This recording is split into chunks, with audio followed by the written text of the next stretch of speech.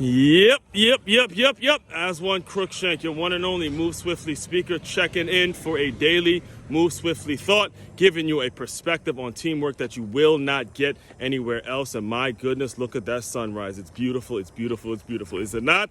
My goodness. All right, today, I got to go back in the day. There was a restaurant. I don't know if it's still around. It's like a sandwich shop by the name of Quiznos. All right, there was a Quiznos right there in Silver Spring, Maryland. Actually, it was a little closer to Hillendale, the Hillendale Shopping Center, I believe. Not sure if it's still around. In fact, I know it's not around. I think they replaced it with something else. But anyway, when it was open, there had a time when my father and I went into Quiznos to get a sandwich, right?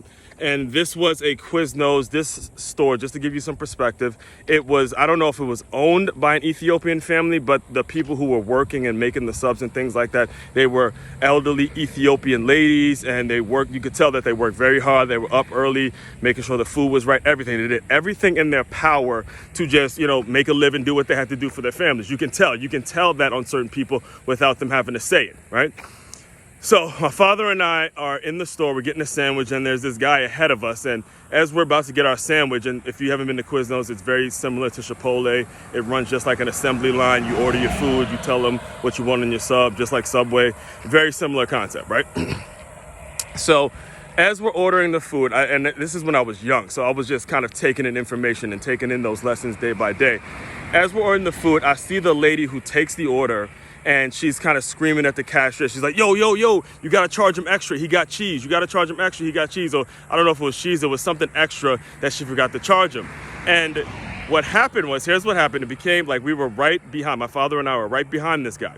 All right. And for the record, I want to make sure I'm on record saying this. This was another black guy that was ahead of us. And he kind of looked Ethiopian, actually. He probably was, because there was a lot of Ethiopians in the part of the world I lived in that area. But anyway, so she's yelling at the guy. She's not yelling at the guy. She's telling the guy to come back. She's like, hey, excuse me, sir. But I didn't charge you for the extra cheese that you got or something like that. And I'm telling you this from my heart. I swear to God, it could not have been more than maybe $2 extra, right? And the guy looks at the lady, another black lady, right? A woman that has the same skin tone. And he looks at her and he goes, that's your loss. That's your loss. And he walked the fuck out. Like, listen to me. I mean, when I tell you I was disgusted to the point. Now, I was just a little kid. I didn't know necessarily how to react to these kinds of things. So what happened was once I got in the car, once my father and I got in the car, I just looked, I was like, did you see that shit? Like, could you believe he did that? And my dad, who is an independent business owner who works for himself and things like that, he goes, hey son, that's the cold reality of being a black business owner, trying to be a business owner when you are an African American. Listen to me very closely.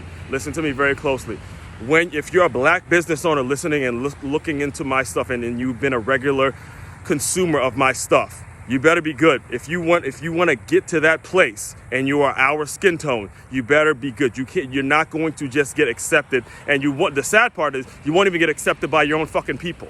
That shit was bullshit. It still has an effect on me to this day in the way I operate, and still creates levels of insecurity when it comes to my own people. I don't feel at home with my own people. Again, this is a topic I won't have a filter on. I go unlimited on when it comes to, I have so many stories on this particular thing.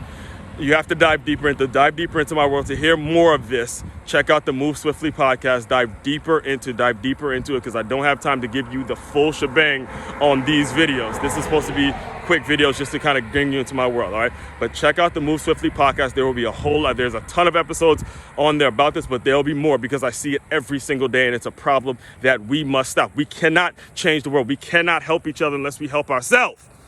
I mean, if you pick up the copy of one of my favorite books is Blink by Malcolm Gladwell. And he talks about how the reaction of someone as soon as they hear it, the reaction of this guy, the minute he was asked to pay an extra $2 for some cheese that he ordered, he immediately told this lady who looked like him, who comes from the same neighborhoods as he does, go fuck off.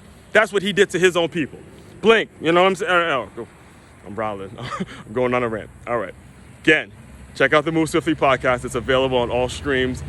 Go to Make Your Move, MakeYamove.com, MakeYourMove.com. Purchase a couple copies of my book. Everyone out there, Aswand Cruickshank, your one and only Move Swiftly speaker, checking out. You guys continue to move swiftly. We will talk more soon.